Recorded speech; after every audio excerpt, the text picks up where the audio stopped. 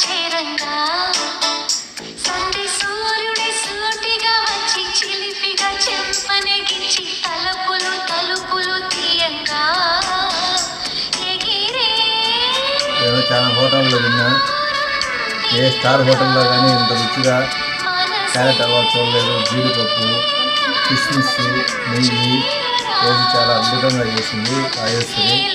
Thank you very much Rajashree. ముందుగానే ఉగాది పండగ వచ్చేదిగా ఉగాది పచ్చడి బదులు క్యారెట్ పచ్చడికి మమ్మల్ని సంతోషించి కృతజ్ఞతలు.